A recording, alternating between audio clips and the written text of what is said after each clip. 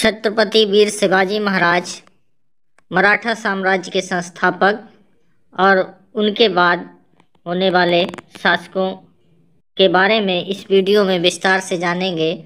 और बहुत ही महत्वपूर्ण पॉइंट हैं आंग्ल मराठा युद्ध, जो परीक्षाओं में बहुत बार आते रहते हैं, और कई संधियां हैं जो लास्ट तक वीडियो में देखेंगे तो बहुत सारे इंपॉर्टेंट पॉइंट होंगे जो परीक्षाओं में बार बार दोहराए जाते रहे हैं। कृपया इस वीडियो में बने रहें अंत तक। चलिए शुरू करते हैं। मराठा साम्राज्य की स्थापना छत्रपति शिवाजी ने की थी। शिवाजी का जन्म 19 फरवरी 1627 ईस्वी को पूना के उत्तर में स्थित जुन्नार नगर के समीप शिवनेर नामक स्थान में हुआ था। 1627 ईस्वी में शिवनेर में हुआ था। इनके पिता का नाम शाहजी भोसले तथा माँ का नाम जीजाबाई था। जीजाबाई नाम बहुत ही प्रसिद्ध है, सुना होगा। शाहजी भोसले पिताजी, माताजी का नाम जीजाबाई था। इनके व्यक्तित्व पर सर्वाधिक प्रभाव अपनी माँ का, ये बहुत ही प्रचलित है, सभी लोग लगभग जानते हैं। शिवाजी के गुरु एवं संरक्षक महत्वपूर्ण है, दादाजी कोंडदेव थे। गुरु एवं संरक्षक दादाजी कोंडदेव थे।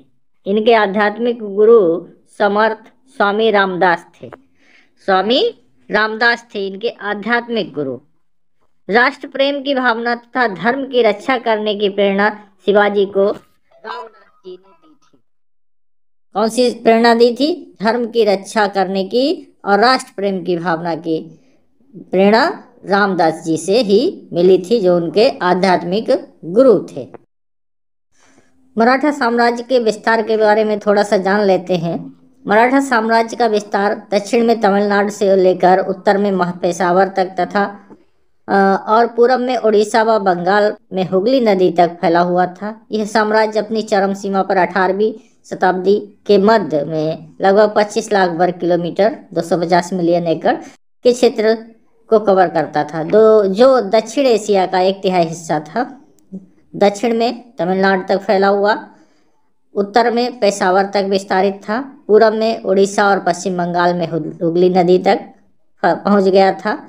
पश्चिम में यह मुख्य रूप से आधुनिक महाराष्ट्र राज्य में शुरू हुआ और गुजरात और वर्तमान कर्नाटक के कुछ हिस्सों को भी शामिल करता था। ये है मराठा साम्राज्य का विस्तार क्षेत्र। तो देखते हैं पॉइंट्स जो शुरू किए थे।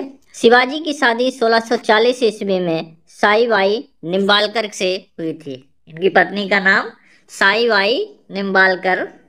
शाहजी ने शिवाजी को पूना की जागीर प्रदान कर स्वयं बीजापुर रियासत में नौकरी कर ली।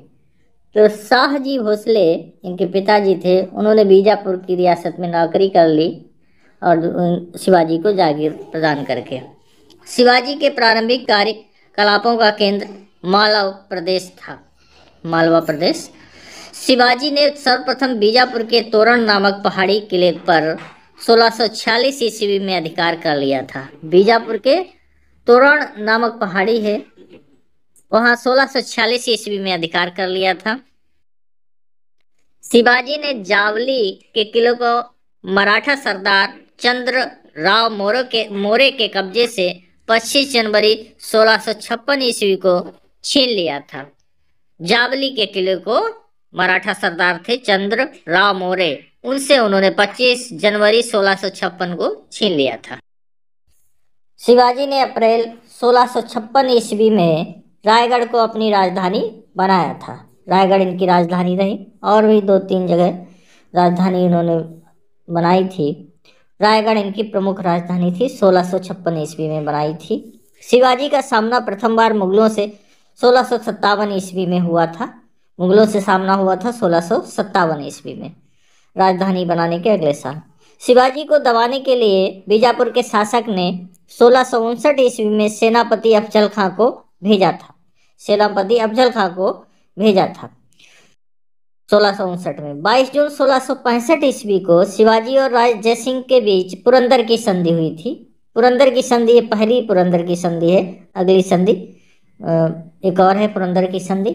तो ये 1665 ईस्वी में जयसिंह, जो कि मुगल मिर्जा मुगल शासक की तरफ से थे। पुरंदर की संधि हुई थी। औरंगजेब ने शिवाजी की शक्ति को दबाने के लिए क्रमशः अपने मामा शाइस्ता खां, अपने पुत्र शहजादा मुअज्जम, आमेर के राजा जय सिंह, महावत खां एवं बहादुर खां एवं दिलेर खां को भेजा था। शिवाजी की शक्ति को दबाने के लिए इन सबको औरंगजेब ने भेजा था। शिवाजी 9 मई 1666 ईस्वी को मुगल दरबार में उपस्थित हुए और औरंगजेब ने उन्हें कैद कर लिया। औरंगजेब ने शिवाजी एवं उनके पुत्र को कैद कर जयपुर भवन आगरा में रखा था, परंतु वे चतुराई से मिठाई की टोकरे में बैठकर फरार हो गए थे। ये बहुत ही प्रसिद्ध है, मिठाई के टोकरे में बैठकर फरार हो गए थे, वहां से निकल लिए चुपके से। शिवाजी ने सूरत को पहली बार 16 से 20 जनवरी 1664 ईस्वी को तथा दूसरी बार 13 अक्टूबर 1670 ईस्वी को लूटा था गौरिल्ला युद्ध पद्धति के द्वारा। शिवाजी ने 1672 ईस्वी में पन्हाला दुर्ग को बीजापुर से छीना। शिवाजी का राज्याभिषेक 16 जून 1674 ईस्वी को रायगढ़ में हुआ था। तो 16 जून 1674 को रायगढ़ में इनका राज्याभिषेक हुआ और इस राज्याभिषेक किया था काशी के विद्वान गंगा भट्ट ने, और यही 1674 औपचारिक रूप से मराठा साम्राज्य की स्थापना को माना जाता है। यही 1674 मराठा साम्राज्य की स्थापना मानी जाती है। और बहुत सारे फैक्ट्स जानते हैं शिवाजी के बारे में। शिवाजी ने छत्रपति, हिंदुत्व धर्मोद्धारक, गौ ब्राह्मण प्रतिपालक आदि की उपाधि धारण की थी। इन्होंने रायगढ़ में राज्याभिषेक के समय छत्रपति की उपाधि धारण की थी। छत्रपति शिवाजी, वीर शिवाजी छत्रपति की उपाधि धारण की थी।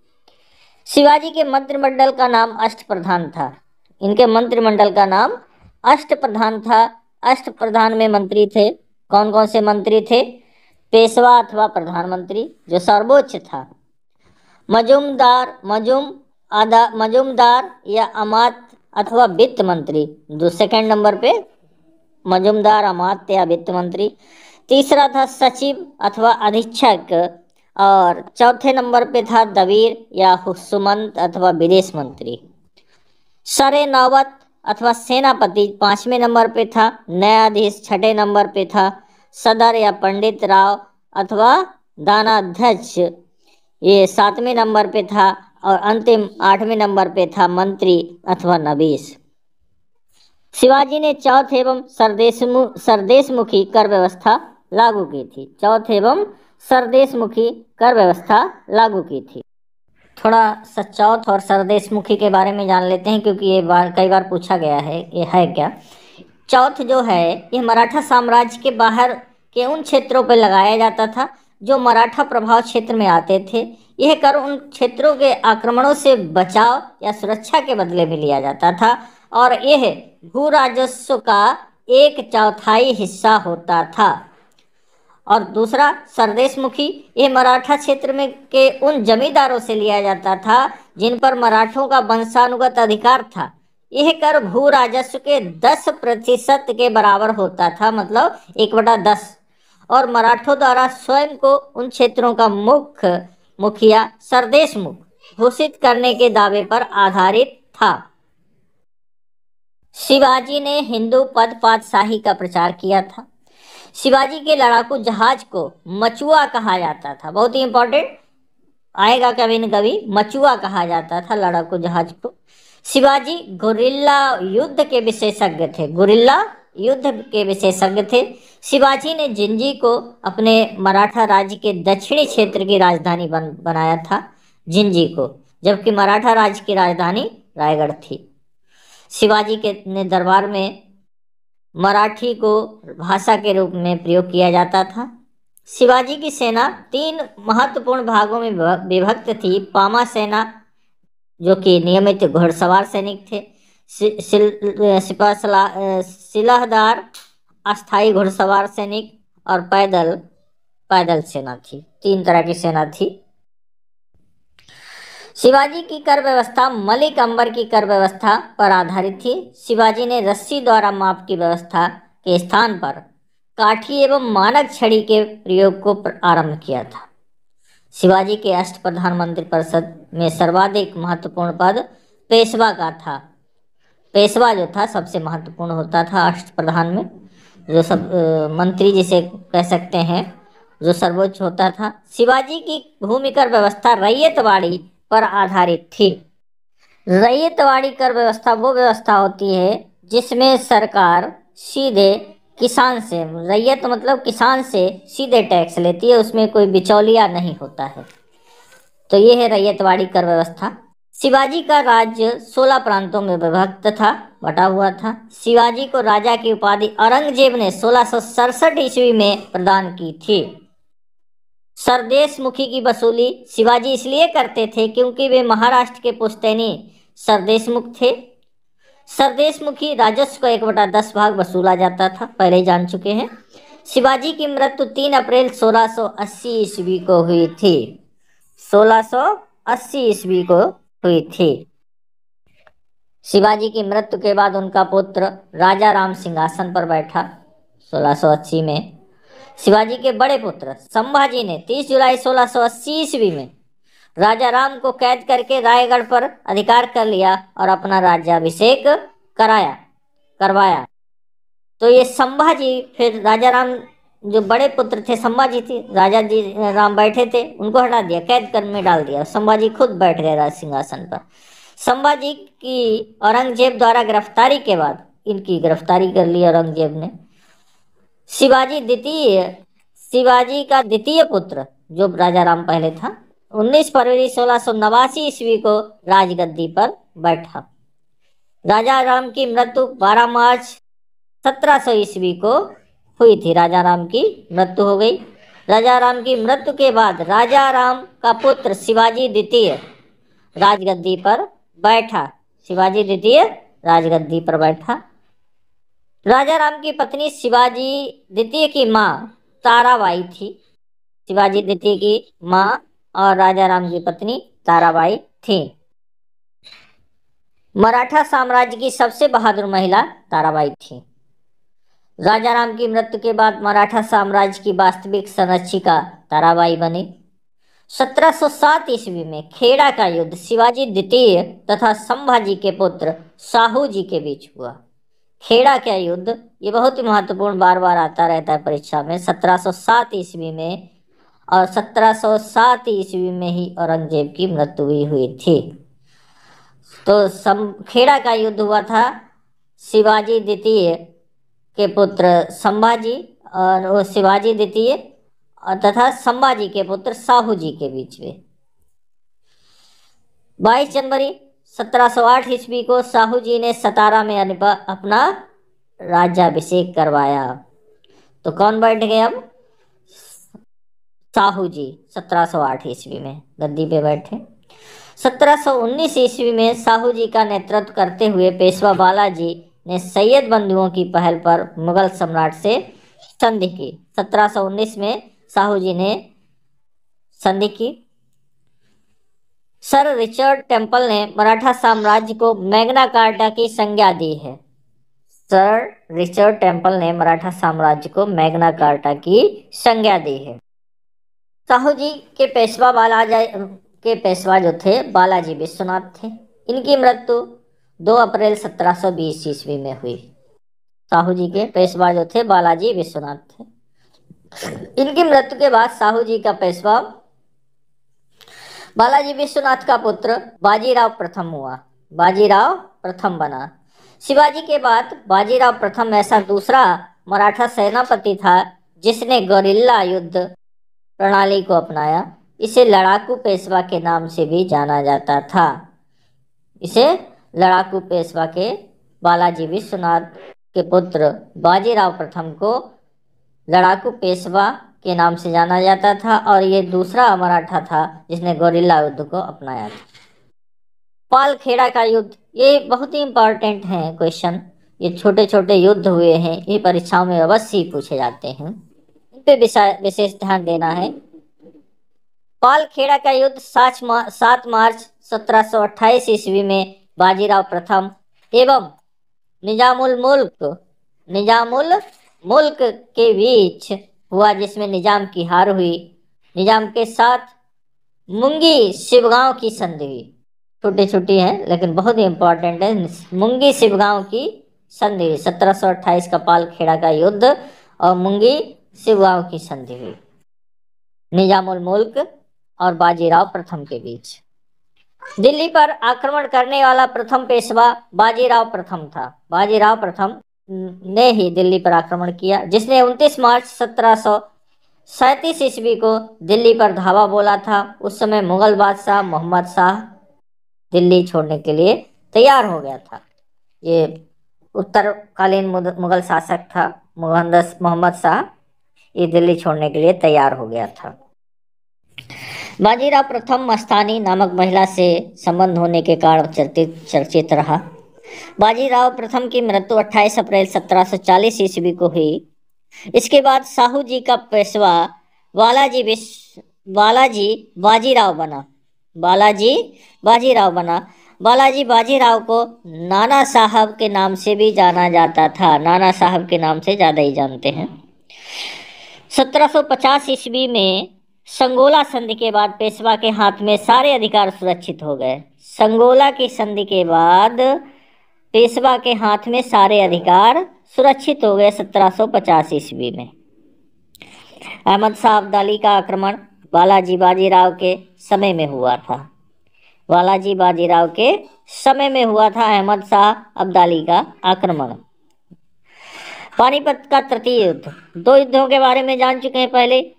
21 अप्रैल 1526 बाबर और इब्राहिम लोदी, दूसरा अकबर और हैमू के बीच, और तीसरा 1761 ईस्वी में पानीपत का तृतीय युद्ध 14 जनवरी 1761 ईस्वी में मराठा और अहमद शाह अब्दाली के बीच।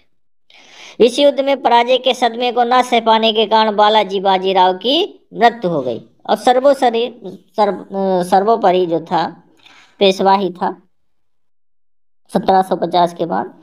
तो बालाजी बाजीराव की मृत्यु हो जाती है इस युद्ध के बाद, मराठा पानीपत के तृतीय युद्ध के बाद।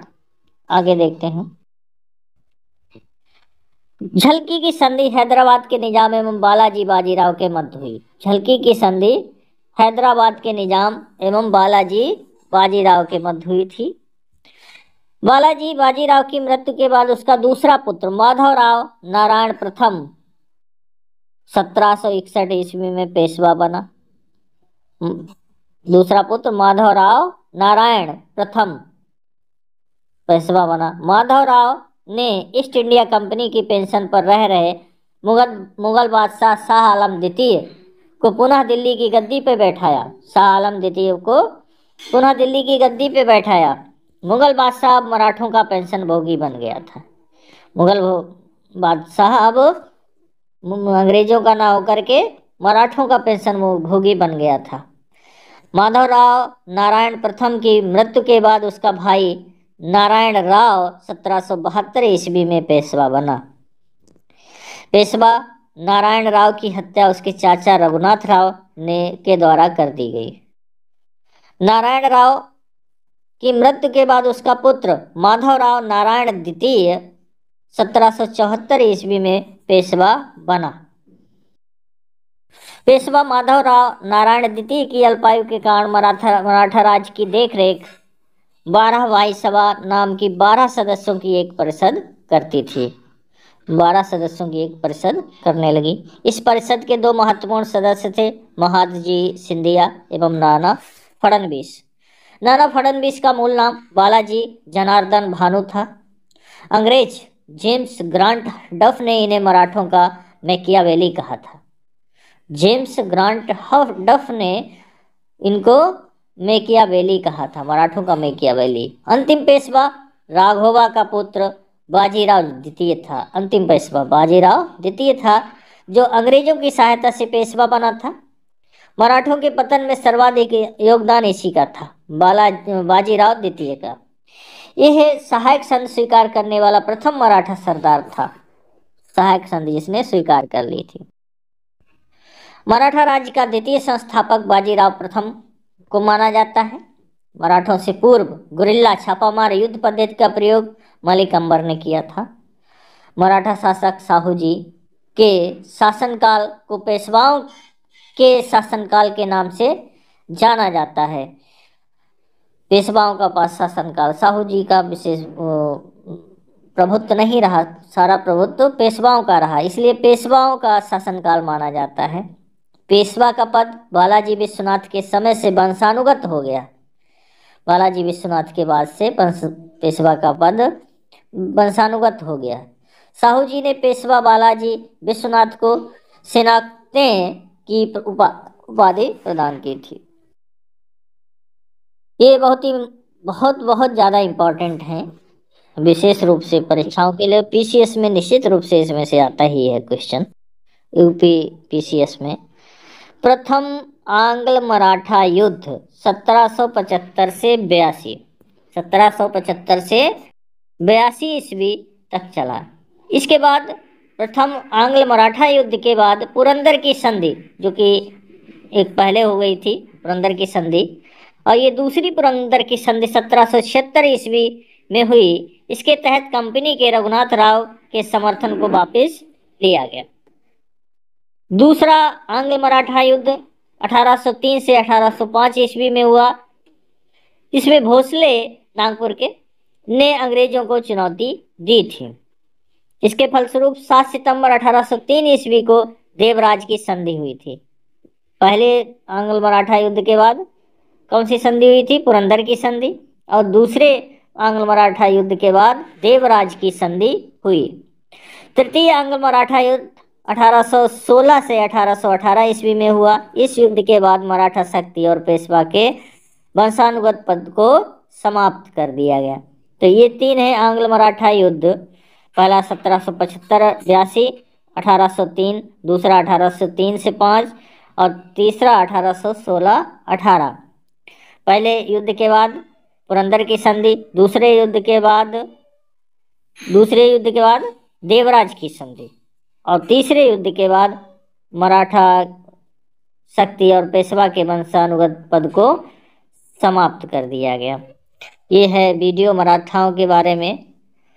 और इसके बाद अगला हमारा वीडियो होगा अंग्रेजों के बारे में, अंग्रेजी शासन के बारे में, जो कि बहुत ही ज़्यादा महत्वपूर्ण होगा। कृपया बने रहें, चैनल को सब्सक्राइब करें और शेयर करें। आपका सहयोग आपकी सफलता के लिए ही उपयोगी साबित होगा। धन्यवाद।